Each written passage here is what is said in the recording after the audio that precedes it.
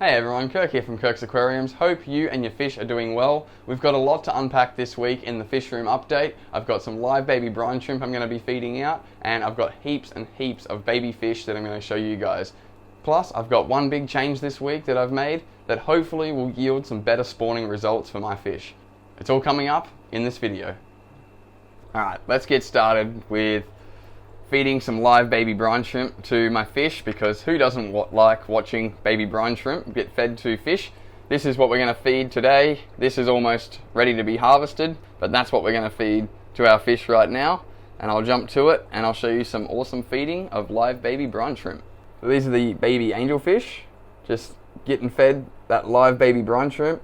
Really need to get these guys out of this tank and move them to a bigger tank, but we are just really crammed up for space right now in the fish room. Kind of a bit of a mistake on my part, bred too many fish without having enough space to grow them all out in. So we're planning playing musical chairs with all these fish in my fish room at the moment. But these guys are growing up really well, doing spectacular. Drop some baby brine shrimp in for these baby Bosmani rainbows. Rainbow fish are such aggressive eaters. They just go hard for the food. As you can see, they're just going spastic here for the baby brine shrimp. And again, really enjoy watching rainbow fish grow up. It is a patience game with rainbow fish, as many of you know. But if you've never bred rainbow fish before, don't expect adult rainbow fish anytime soon.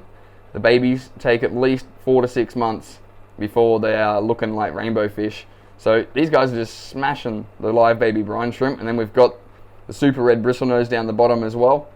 These guys are growing up just fine on that algae wafers. They'll eat some of the live baby brine if it even has a chance to make it down to the bottom of the tank.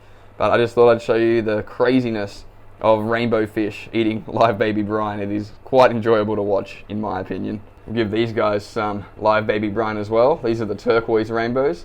Just watch them as they see this live baby brine come in to the tank. They just like the Bosmanis, go absolutely nuts for it.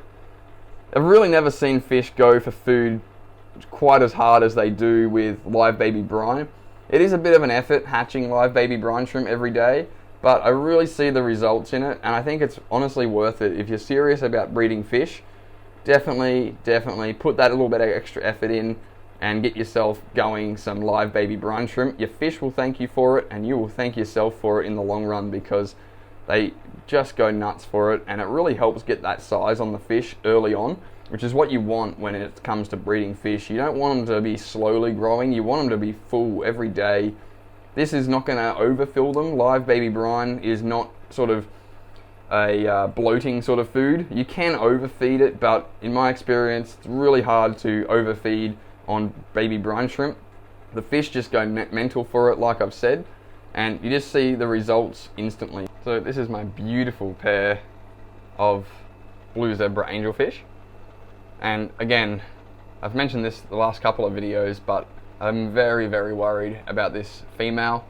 She is just not looking at spawning, but her belly is just getting bigger and bigger, so I'm really not sure what's going on, whether she's got some bloating going on or she's just heavily egg bound.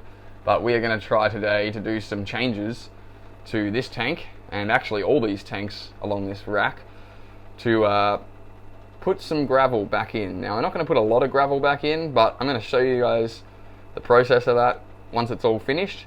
And that's going to do one of two things. I think it's going to put a bit more stability in the water. I sort of didn't really test it out as much as I really wanted to. I kind of just started taking gravel out of all the tanks rather than taking gravel out of a couple of tanks and then doing testing. So that's definitely on me. But I'm going to start off with putting some gravel back into these tanks along this rack here. I'll zoom out a bit. So all these tanks along here are going to get some gravel put in them, just because I feel like it's going to add a bit more stability in the water, number one. And number two, I really don't want to pull these tanks down and paint the bottom of them black, and I am getting a little bit tired of seeing the reflection coming back up, and I think that's sort of maybe a reason why the fish aren't spawning, is just because they've got their own reflection bouncing back up with them from the light. So we're going to try and do that today as well, and see if in a week or two's time that produces results. So I'm also thinking about putting some substrate back into this tank as well, and I don't breed fish out of this tank. This is just a grow out tank. But I don't want to put too much substrate in the bottom, but again, I'm going to put a little bit of substrate in this tank, I think, just because you're hardly seeing the real color coming out of these beautiful rainbow fish. They look a bit washed out, as you can see. And I think, honestly, that is just the reflection of the light hitting the bottom of the tank and bouncing back up on these fish. So, going to do that and see if that makes a difference. It's going to also help with the reflection as well. So, a bit of a hitting two birds with one stone there. But we'll see what happens. I'm going to add some substrate to this tank and I'll show you guys that once it's all done. Okay, we are back. It's been a few hours time, but I had to wait for the water to clear up a little bit. It was a little bit murky. It still is a bit murky, but it's good enough to show you guys the results. And yeah, I'm really happy with the substrate back in there. I didn't add too much to it, just a small thin layer, just so that it stops that reflection bouncing back up on these two angelfish. And already they look so much better. You don't have that harsh reflection bouncing back up on them, ruining their color. And the L397s, you can see, look a lot nicer as well. So I think it's also helped with the reflection for the video as well. So that's always a good thing. And we'll just sort of play a waiting game now. Could still try and trigger these two to spawn. I'm really worried about this female. I'll be absolutely devastated if she passes. But with any luck, this kind of behavior right now is a good sign. I just need them to spawn and we will be in the clear, hopefully. This one hasn't cleared up as much, but again, still looking nice. We've got our L333 King Tiger plecos chilling down the bottom here. We'd love to get some spawning going on out of these guys as well.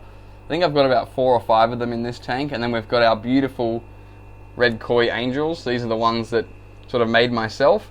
And then we've got our turquoise rainbows, which you can see the color a lot nicer. The color's going to look better on a rainbow fish in the morning when you first turn the lights on. But for now, they look a lot better than that harsh reflection bouncing back up at them. So this will just get better and better as the water clears up. And I'll keep you guys updated in future videos with how these tanks are looking. This tank I didn't put substrate back in. And the only reason I did that is the longfin albino bristlenose have been trying to spawn lately. I've just pulled eggs out of the tank last week, but I think there's a few more females in here carrying eggs ready to spawn.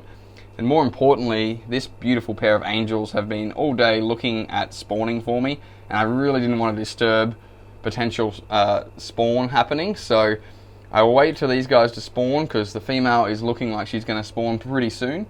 They've been pecking at the slate, doing all the breeding behavior, chasing all the other fish away, so I really didn't want to disturb them. As you can see here, they're going back to this slate. I expect them to probably lay eggs in the next day or two, if not tonight. But that's what's going on with these tanks, and I've actually, yeah, quite happy with how they all turned out. So all those tanks pretty much done. We've got the turquoise rainbows over there looking nice. But yeah, I just thought I'd show you guys the updated version. So here it is, my 6-foot tank. It's been fully resealed. Pretty happy with the resealing job. Did it myself. Not a professional by any means. Still a long way to go on setting it up. I've got to clean all the glass and get all that muck off there. As you can see, I've going to use the holes that are in the back. We're going to link it up to a sump, and yeah, we're going to get this filled. I've got it just a little bit filled with water at the moment, just seeing how it was going to see if it was level and stuff. Pretty happily with leveling it off, but yeah, as you can see, big tank. It's going to be like a display tank. We're not going to use it for breeding fish or anything, but I just thought I'd show you guys that it is a work in progress, and slowly but surely we are getting there. There's still going to be a bit of work done to it, but I'm going to keep you guys updated once this tank is going, and I might even do like an aquascape sort of video on this tank. It's not going to have too much plants and stuff in it, just because we're going to have those big gold dust geos in here, which are just going to cause an absolute ruckus when it comes to plants and substrate. And then we're going to have our big ghost knife in here as well, so it's going to be a nice tank. And yeah, we're going to have some Congo tetras and some filament barbs in here, and all in general it should be a pretty well balanced display tank, and we're going to have plenty of color in there. So I'll keep you guys updated on this one, but so far we've got it re-siliconed, all sealed back up, and ready to start. So I also added substrate to this tank. This tank was a bare bottom tank as well, and if you've seen in other videos, these Bosmani rainbow fish, the reflection bouncing back up from the bare bottom tank because it wasn't painted black, was really washing out the colour of these fish. And now that I've added the substrate, the water's still a little bit murky, but it will clear up over time. But you can already see the colour difference. These Bosmani rainbows look absolutely amazing with that nice blue and yellow, which I just was really missing out on, having that reflection bounce back up on them. And also is making the super red bristlenose look quite nice as well. And I did have to move one of my gold dust geos into this tank because the big bully male was picking on this guy. And if you watched the video last week, I showed that if you watched the video last week, you would have seen that I lost one of these due to the bigger male really bullying another one.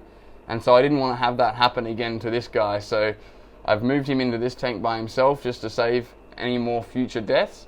And he's settling in well with these broodstock Bosmanis and the super red bristlenose. So if you've enjoyed this video, don't forget to hit that thumbs up button for me. Here is another video up on the screen now for you guys to watch. Thanks for watching, and I'll see you in the next video.